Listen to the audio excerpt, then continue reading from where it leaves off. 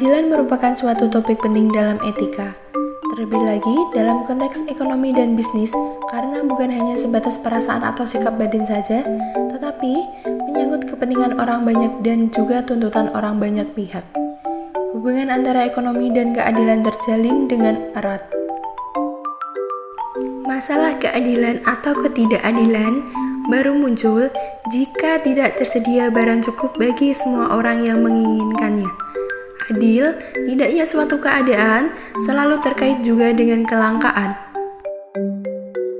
Hubungan antara ekonomi dan keadilan terjalin hubungan erat, dikarenakan dua-duanya berasal dari sumber daya yang sama, yaitu masalah kelangkaan.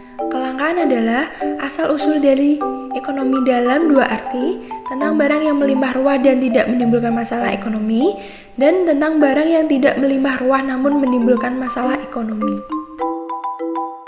Ciri khas penanda keadilan. 1. Keadilan tertuju pada orang lain. Masalah keadilan atau ketidakadilan hanya bisa timbul dalam konteks antar manusia.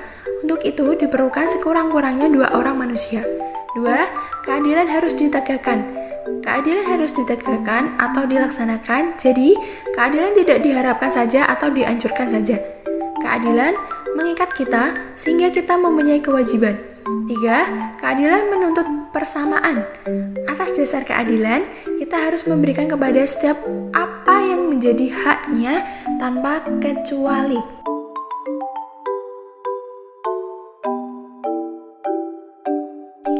Jenis-jenis keadilan.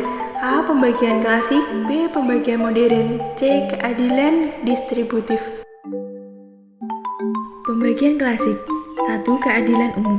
Keadilan umum ini menyajikan landasan untuk paham common good dalam kurung kebaikan umum atau kebaikan bersama, dan menempatkan kepentingan umum di atas kepentingan pribadi.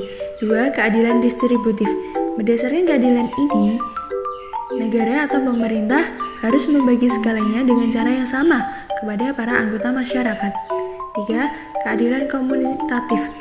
Berdasarkan keadilan ini, setiap orang harus memberikan kepada orang lain apa yang menjadi haknya. Keadilan komunitatif menjadi fundamennya jika orang mengadakan perjanjian atau kontrak. Pembagian modern. 1. Keadilan distributif. 2. Keadilan retributif. Berkaitan dengan terjadinya kesalahan, hukuman atau denda yang diberikan kepada orang yang bersalah haruslah bersifat adil. 3. Keadilan kompensatoris.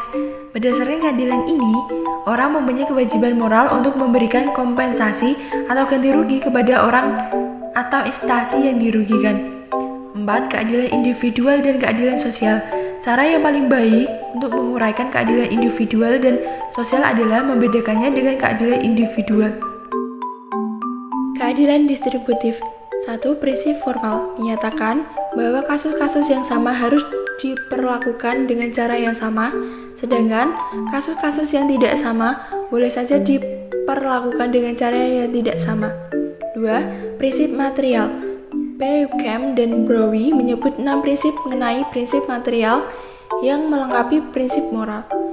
Keadilan distributif terwujud kalau diberikan A. Kepada setiap orang bagian yang sama, B. Kepada setiap orang sesuai dengan kebutuhan individualnya, C. Kepada setiap orang sesuai dengan haknya, D. Kepada setiap orang sesuai dengan usaha individualnya, E. Kepada setiap orang sesuai dengan kontribusinya kepada masyarakat, F. Kepada setiap orang sesuai dengan jasanya. Teori keadilan distributif. 1. Teori egalitarisme. Teori ini didasarkan pada prinsip pertama, yaitu bahwa kita baru membagi dengan adil bila semua orang mendapat bagian yang sama atau equal. 2. Teori sosialitis. Teori ini memiliki prinsip kebutuhan sebagai dasarnya. Masyarakat diatur dengan adil jika kebutuhan semua warganya terpenuhi, seperti kebutuhan pokok atau primer. 3. Teori liberalitis menolak pembagian atas dasar kebutuhan sebagai tidak adil karena manusia adalah makhluk bebas. Berarti, kita harus membagi menurut usaha-usaha bebas dari individu-individu bersangkutan. Keadilan ekonomis. Keadilan memegang peran penting dalam konteks ekonomi dan bisnis, karena menyangkut barang yang diincar banyak orang untuk dimiliki atau dipakai. Masyarakat tidak mungkin dikatakan diatur dengan baik kalau tidak ditandai dengan keadilan.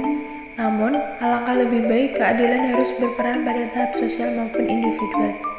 Juga dalam konteks ekonomi dan bisnis, keadilan ekonomis harus diwujudkan dalam masyarakat, tetapi keadilan merupakan juga keutamaan yang harus dimiliki oleh pelaku bisnis secara pribadi. Supaya dapat hidup dengan baik, di samping nilai-nilai ekonomis, pembisnis pun harus memberi tempat juga kepada nilai-nilai moral, yaitu yang terpenting adalah keadilan. Jika ada yang salah mohon dimaafkan, jika ada yang sayang mohon diungkapkan. Sekian presentasi dari kelompok 3, terima kasih.